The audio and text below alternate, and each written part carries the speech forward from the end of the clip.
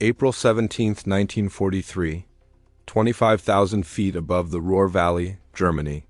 The thin air bites like frost, your breath fogging the canopy as condensation trails streak behind the formation of B-17 flying fortresses lumbering toward Bremen.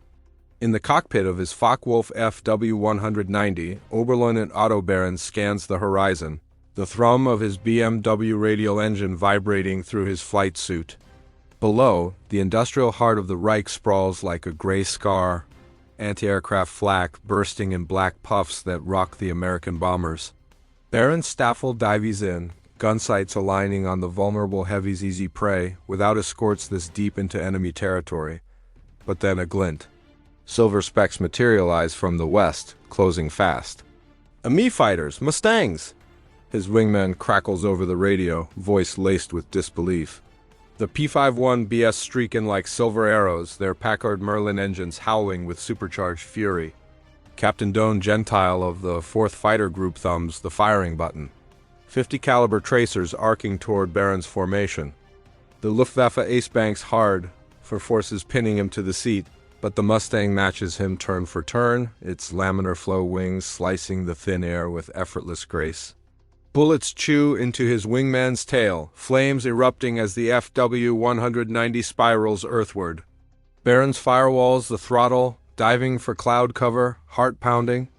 These aren't the short-leg Spitfires or P-47s that drop away over the channel.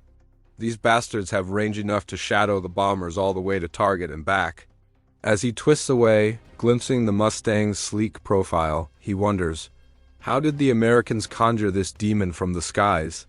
You can almost feel the chill of high altitude, the sweat under the oxygen mask, the split-second terror of a dogfight where one machine outclasses another. The P-51 Mustang, once a promising but flawed design, has become the Luftwaffe's nightmare. But this dominance wasn't born in battle. It was forged in blueprints and test hangars through one man's audacious vision. Back in 1940, at North American Aviation's Inglewood plant in California, lead designer Edgar Schmued stares at a wind tunnel model, his German-accented voice barking orders to his team.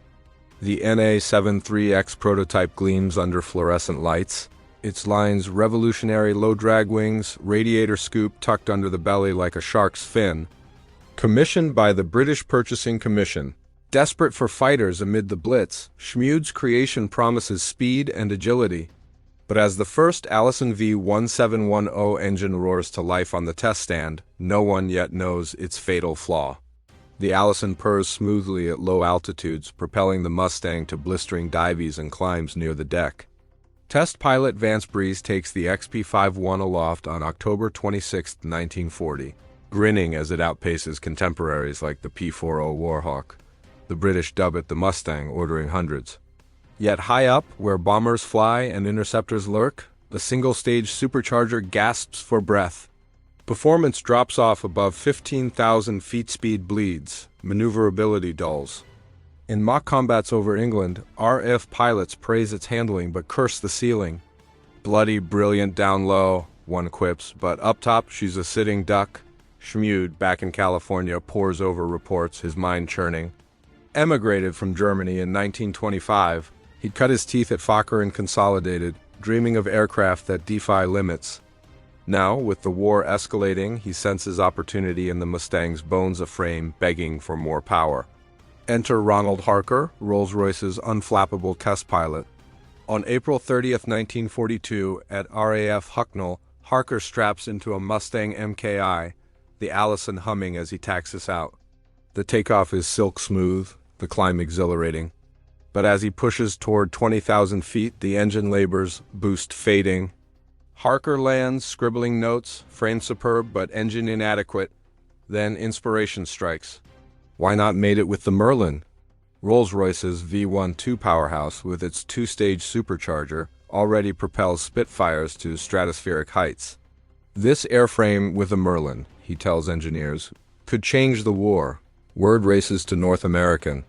Schmued seizes it, sketching feverishly. But adapting the Merlin means redesigning everything: cowling, coolant system, weight balance. Risks abound: structural failures, overheating, production delays. As Allied bombers suffer mounting losses over Europe, the clock ticks. Schmued's team dives in, but will this bold gamble pay off or doom the Mustang to obscurity? Summer 1942, Mines Field, Los Angeles. The California sun beats down on the tarmac as test pilot Bob Chilton taxis the modified prototype designated XP-51B toward the runway. The new nose is longer, sleeker, the cowling swollen to accommodate the massive, Packard-built Rolls-Royce Merlin V16503. Edgar Schmued stands on the apron, arms crossed, eyes narrowed behind sunglasses. Months of sleepless nights, endless arguments with production chiefs, and frantic redesigns have led to this moment. The airframe is the same revolutionary Mustang, but the heart is now British licensed and Americanized with a two-stage, two-speed supercharger that promises to breathe fire above 20,000 feet. Chilton advances the throttle. The Merlin roars a deeper, more menacing note than the Allison's whine. The prototype leaps forward, tail lifting almost immediately, and lifts off in a climb that feels effortless, almost arrogant. Schmued watches the climb angle, stopwatch in hand. Inside the cockpit, Chilton pushes past 15,000 feet and feels the surge. Manifold pressure holds steady, boost climbing instead of fading. At 25,000 feet, the Mustang is still accelerating, the supercharger whining like a turbine. He rolls into a gentle turn, then a hard brake clean, no snap, no stall. The laminar wing bites the air like never before. A grin splits his face. "This thing's alive," he radios down. Back at North American's Inglewood plant, the engineering floor buzzes with tension. Schmued's team has gutted the forward fuselage. New engine mounts, reinforced longerons, relocated oil coolers, a deeper chin scoop for the intercooler radiator. The weight crept up nearly 500 pounds heavier than the Allison version, but the power more than compensates. Wind tunnel data promised 440 miles per hour at altitude, but skeptics abound. Army Air Force's brass want proven designs. Production lines are already stretched for P-38s and P-47s. Kindleberg, the company president, fights tooth and nail at Wright Field, pounding the table. "Give us the contract and we'll own the skies over Berlin." The first production P-51BS rollout in late 1942, olive drab paint still wet. They shipped to England in crates, reassembled at Speke Airfield near Liverpool. The 354th Fighter Group, newly arrived under Major James Howard, draws the first batch. Pilots fresh from P-39s and P-40s strap in, skeptical of the long nose blocking forward view on the ground. But once airborne, different story. Captain Chuck Yeager, yes, that Yeager takes one up on a familiarization hop and comes back wide-eyed. "Boys, this ain't no fighter. This is a hot rod with guns," yet the real test looms. 8th Air Force planners, led by General Yeager, agonize over daylight bombing losses.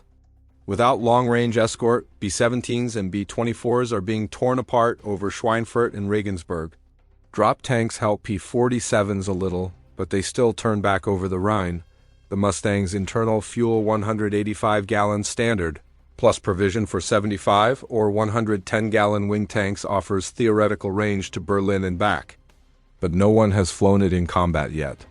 Luftwaffe intelligence dismisses reports of Merlin Mustangs as propaganda. Gring boasts the Reich skies remain inviolate. On December 13, 1943, the moment arrives. The 354th, nicknamed the Pioneer Mustang Group, launches its first deep penetration mission, escorting heavies to Kiel. Major Howard leads Blue Flight, climbing through cloud layers into crystal-clear winter sky. At 28,000 feet, the Merlins sing in perfect harmony. Fuel burn is lower than expected. The tanks stretch farther, then contact. A swarm of FW-190s and BF-109s bounces the rear of the bomber stream. Howard calls the break, drop tanks jettisoned in a glittering rain. The Mustangs dive, then zoom speed building to over 400 miles per hour indicated. The Germans expect the usual, Americans defensive, turning back soon. Instead, the Silver Sharks stay, matching climbs, out-accelerating dives. Howard latches onto a 190's tail, closes to 200 yards, and squeezes the trigger. The German explodes midair. Across the sky, similar scenes unfold. The 354th claims 23 kills that day for one loss of pilot who forgot to switch fuel tanks. Back at Boxted Airfield, crews count the holes. Few. Fuel remaining, enough for another hour's combat. Word races up the chain. Yeager demands more. But production lags, Packard Merlins are prioritized for P-38s and bombers. Schmued pushes for a second line at Dallas. Kindleberger corners generals, promising 300 a month by summer. The gamble is paying off, but the true reckoning awaits over the heart of the Reich itself, where the Luftwaffe best still believe they rule. And one more refinement, a bubble canopy for all-round vision, is already on Schmued's drawing board, waiting to turn Predator into Apex Hunter. March 6, 1944, 29,000 feet over Berlin, Germany. The flak bursts like black flowers around the massive bomber stream, B-17s and B-24s droning eastward in tight boxes. Captain Don Gentile, leading the 336th Fighter Squadron of the 4th Fighter Group, rolls his P-51D inverted for a better look below. The new Malcolm Hood clear, bulging like a greenhouse, gives him crystal vision in every direction. No more craning neck against the old Razorback frame. He spots them first, a gaggle of 15 Bf 109 gigaseconds climbing hard from Tempelhof Airfield, sun glinting off their yellow noses. "Bandits, 6 o'clock low, drop tanks, go." Gentile's voice is calm steel over the RT. The Mustangs jettison their 75-gallon wing tanks in a synchronized shimmer, then nosedive.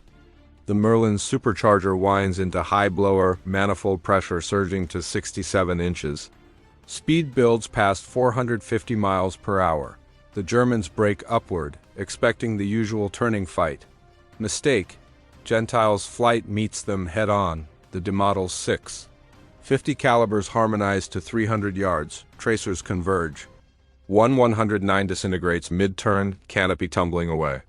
Another shears a wing on a B-17's tail. Gentile latches onto a third, closes fast, and fires a 3-second burst. The Messerschmitt snaps into a spin, pilot bailing out over the burning city below. You can feel the raw exhilaration, the G-forces slamming you back as the Mustang zooms upward. The Merlin's throaty growl shaking the airframe, the sudden silence when the guns cycle dry. Gentile checks his ammo counters half, gone already, but fuel gauges read comfortable. Berlin and back is no longer a dream. It's routine.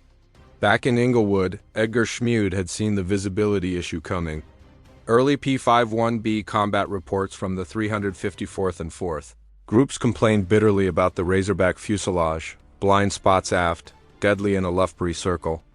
Schmued's team sketched a teardrop canopy, blown from plexiglass, framed in lightweight alloy. First tested on a B model in November 1943, the Malcolm Hood slid backward on rails, giving Spitfire-like all-round view. Pilots loved it instantly. But Schmued wanted more, a true bubble, frameless except for a rear-view mirror, offering 360 degrees of clarity. The P-51D was born.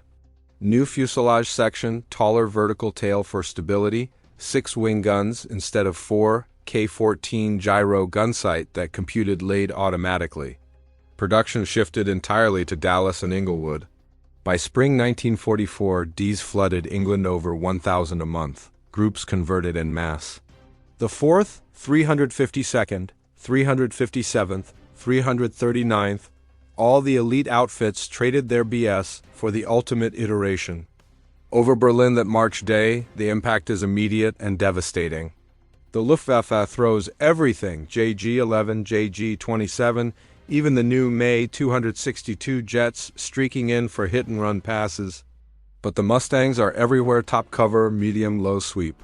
They bounce the jets before they build speed, force the piston fighters into energy-draining turns.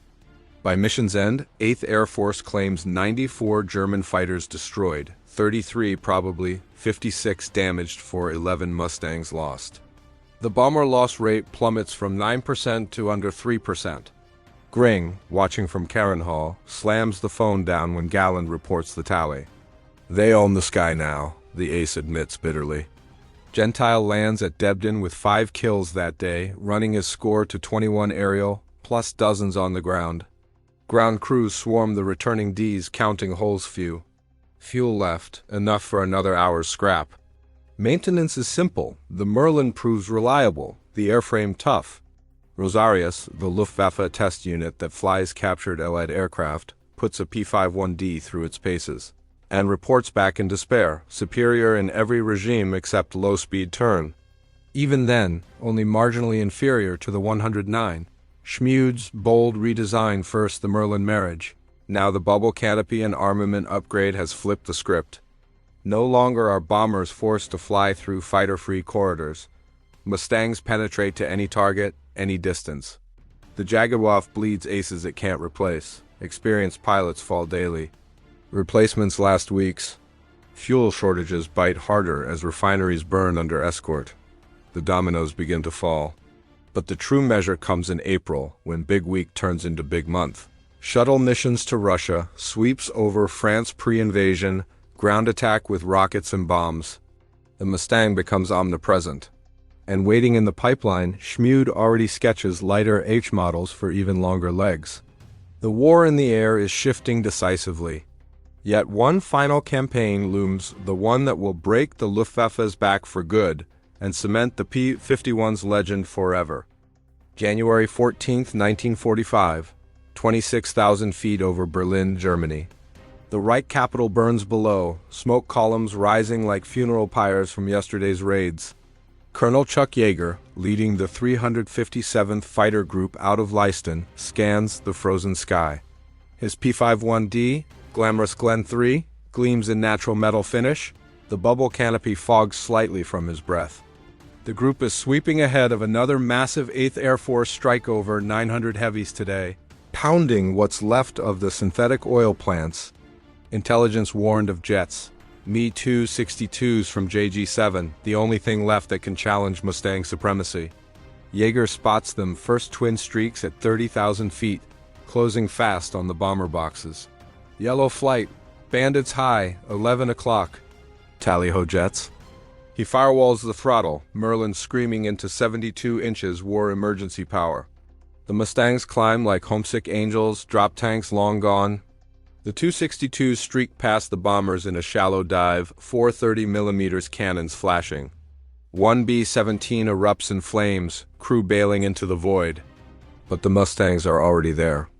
Yeager latches onto the trailing Schwalbe, its pilot Lieutenant Franz Schall, an ace with 14 kills banking, hard to evade. Too late, Yeager closes to 400 yards, K-14 gunsight glowing lead and fires.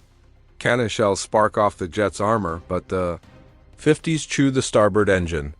Flames trail as the 262 rolls inverted, pilot ejecting in a streak of silk. You can taste the adrenaline, the sharp ozone of electrical fire in the cockpit, the vibration of 6 Brownings hammering, the sudden quiet when the jet disintegrates below. Yeager pulls up, rejoining his flight.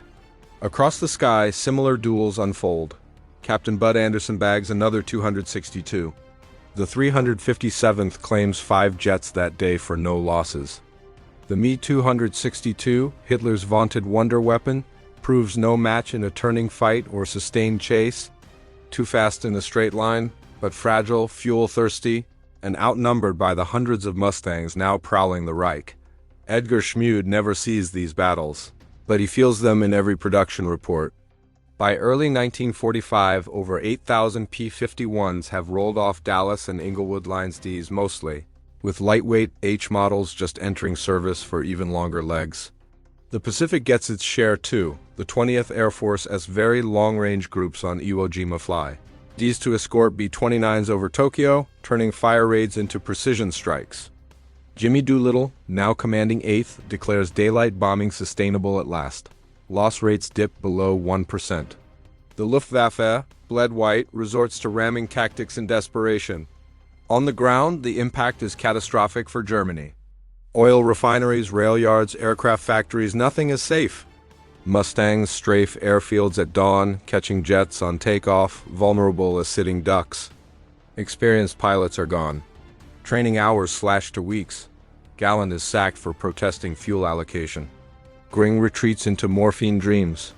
The Jaguar's final gasp comes in Operation Bodenplatte New Year's Day 1945 surprise attacks on Allied airfields.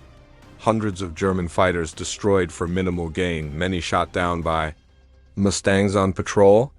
In April, as Red Army artillery thunders into Berlin suburbs, the last Luftwaffe sorties rise to meet them.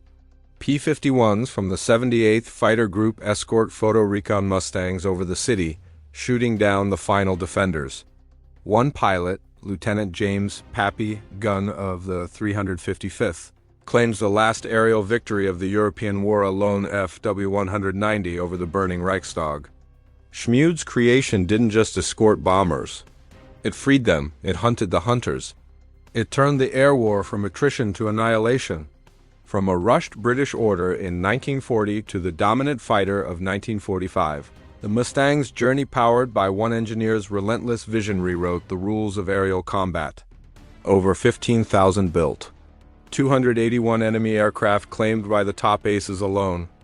And when peace finally came, pilots wept as they ferried their beloved ponies home, knowing nothing would ever match her grace, one bold redesign, one impossible marriage of airframe and engine. And the skies over Europe belonged to the WWIIs forever.